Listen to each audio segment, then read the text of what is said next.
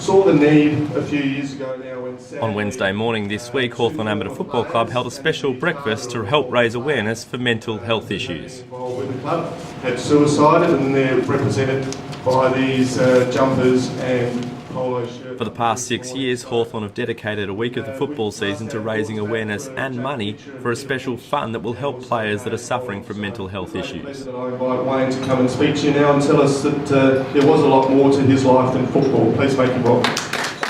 The club invited former AFL star Wayne Schwass to come and speak about his battle with depression. More importantly, something that I'm incredibly passionate about, and that is the issue of mental health.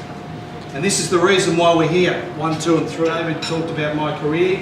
In 1993 I was diagnosed with depression. I was 25. Played 100 games of AFL football. I was vice captain to a bloke called Ken. I love my dad dearly, and my dad's been with me many times. Schwass had the room in silence as he told details about his story. But he's a man that is an old-fashioned individual. I've seen my dad cry once. And that was when his mother passed away and I was a young boy. And I grew up with this attitude that men don't cry, visibly upset. And driving home one day, I was recently engaged. I've been engaged with my then fiancée, now my wife and mother of our 3 beautiful kids. 6 months into our relationship, driving home from the North Melbourne Footy Club to South Yarra, I pulled up at a set of lights. This is a Monday night, and I started crying. And I had no idea why I was crying. And it was uncontrollable. I was embarrassed and I was ashamed.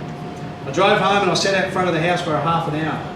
Tried to compose myself, and this was something that I did for the next 2 weeks. The mental illness is not a weakness, and that we should support people that suffer from mental illnesses the same way as we support all the other legitimate health concerns out there, and I think that we need to continue to do that to make people feel as though they deserve the best treatment. Vividly to this day, and the only words I heard him say, clinically depressed, 25, 100 games, fit, playing something that I love, getting really well paid.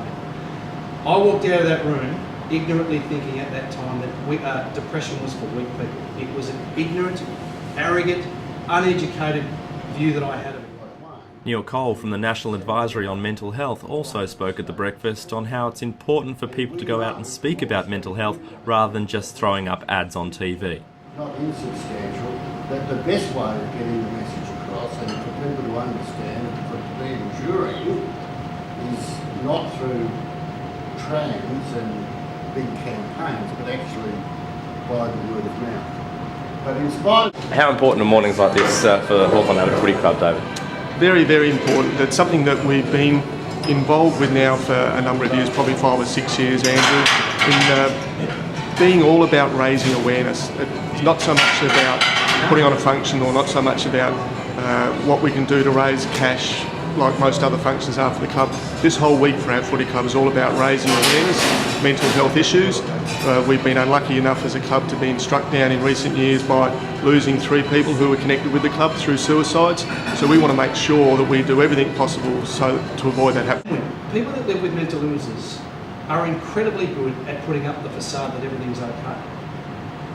Very good at acting out that they're on top of their game, everything's okay. Yet internally, the contrast is it's the swan on the water, gracefully, calmly moving across the water. Yet underneath the surface, it's chaos. What that tells me is you can still be incredibly unwell, but still achieve some amazing things. And that's one of the really important lessons in all of this is that because you live with a mental illness doesn't mean that we can't perform.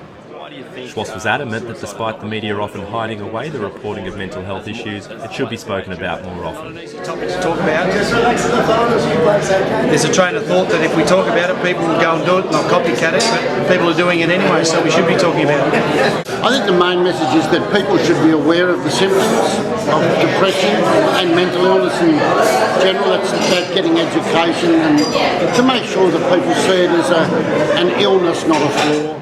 But if we've got 7 people taking their lives every day in this country, it's over 2,100 people. Then expand that out to those families that are left behind to deal with that. It's here, you've lived it, you're breathing it. We don't talk about this particular issue enough, and we need to, and that's why I'm so passionate about it. I think it's just generally a problem of education. I don't think it's attributable to men or women.